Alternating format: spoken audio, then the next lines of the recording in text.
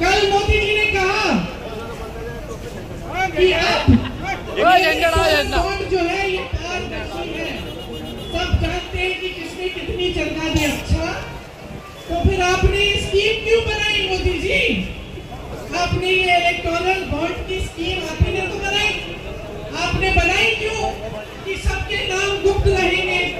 फिर जब supreme court ने कहा कि ये गलत स्कीम है, इस स्कीम से भ्रष्टाचार हो रहा है, मोदी जी की सरकार को कहा, बैंकों को कहा कि सूची निकालिए चंदा। अभी तो निकली है ये पारदर्शी सूची, नहीं तो कहाँ थी पारदर्शिता आपकी? आपने तो गुप्त बना दिया था सब कुछ। अब सूची निकली, सुन लीजिए भाइयों और बहनों, जिस कंपनी में 180 करोड़ रुपए का मुनाफा था, 180 करोड़ रुपए का मुनाफा, वो कंपनी मोदी जी की भाजपा को दे रही है 1100 करोड़ रुपए का की चंदा। आप सब व्यापारी हैं कि नहीं? लकड़ी का व्यापार खूब होता था, आप समझते हैं। आपकी कमाई 180 करोड़ है और आप चंदा दे रहे हैं 1100 करोड़ की। कहाँ से आ रहे पैसे? आपकी कमाई तो नहीं है। तो क्या ये काला धन को सफेद करने का तरीका था? तो जब मोदी जी ने आप सबको कतार में खड़ा कर दिया कि नोटबंदी काले धन को वापस, ये तो साल लाएगी, आप खड़े हो गए, आपने कहा हम देशभक्त हैं, चाहते कि काला धन आए। क्या आया? क्या आया? नुकसान हुआ आपका? क्या आया? उसके बाद जीएसटी आई, नोटबंदी आई, आपकी कमर तोड़ी गई, काला धन का बढ़िया दिख रहा है सारा। अब इलेक्टोरल बॉन्ड की जब सूची निकली तो सब दिख रहा है कि काला धन कहाँ है। ये है मोदी जी की भ्रष्टाचार के खिलाफ लड़ाई। मोदी जी की भ्रष्टाचार के खिलाफ लड़ाई ये है कि देश के बड़े बड़े गिने चुने उद्योगपतियों को पूरी देश की संपत्ति दे रहे हैं। देश के सारे बंदरगाह, देश के सारे हवाई अड्डे, देश के सारे बड़े बड़े कारोबार, अडानी जी, अंबानी जी, इनके बच्चों की शादियां हो रही है, गहने इतने बड़े बड़े की इस गाड़ी में फिट नहीं आते, और आप कैसे करा रहे हैं अपने बच्चों की शादियां? बताइए, कर्ज लेके करा रहे हैं, चाहे किसान हो, चाहे सैनिक हो, चाहे पुलिस में भर्ती हो, कैसे कराते हैं आप शादी अपने बच्चों की? सोचिए कि इस देश के साथ क्या हो रहा है। मोदी जी ने भ्रष्टाचार के खिलाफ लड़ाई अगर की होती तो आज ये परिस्थिति नहीं होती। तो आज देश की संपत्ति किसी 2-3 बड़े उद्योगपतियों के हाथ में नहीं होती, आज ये जो बंद हो रही है,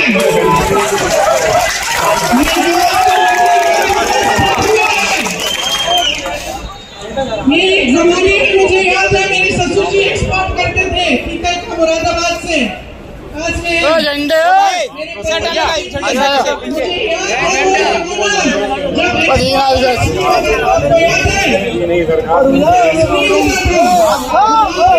ईमानदारी से काम कर रहे हैं आपके साल भाई।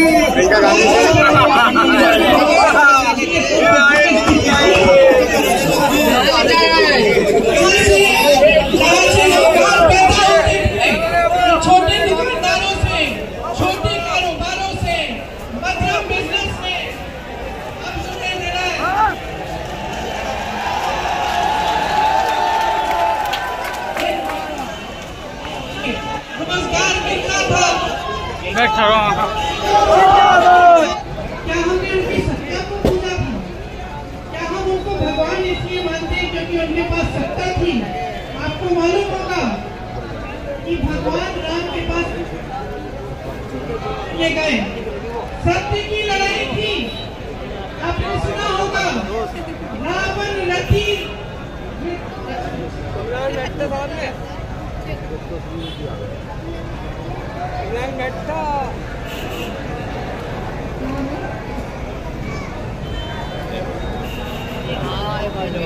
कहाँ जा रहे हैं?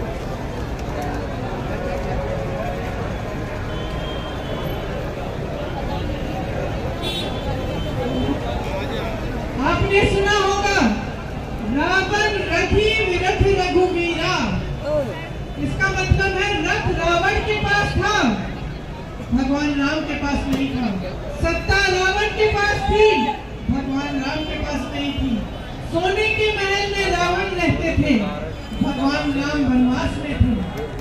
लेकिन भगवान राम लड़े, सत्य के लिए लड़े, और क्योंकि सत्य के लिए लड़े, सच्ची श्रद्धा के साथ लड़े, क्योंकि परोपकार था उनमें, क्योंकि उन्होंने हमेशा जनता को सर्वोपरि रखा, जनता की सेवा करी, इसीलिए आज भी हम भगवान राम को पूजते हैं।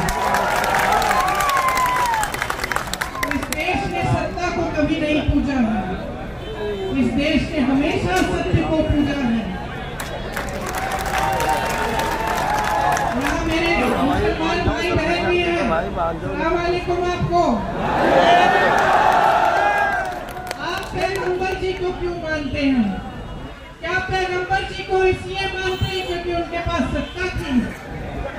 नहीं, आप पैगंबर जी को इसलिए मानते हैं क्योंकि उन्होंने हमेशा आपके लिए सेवा की, आपकी सेवा की। आप पैगंबर को भी इसलिए मानते हैं कि वो सच्चाई के प्रतीक थे, वो सत्य के प्रतीक थे। ये देश की पुरानी परंपरा है।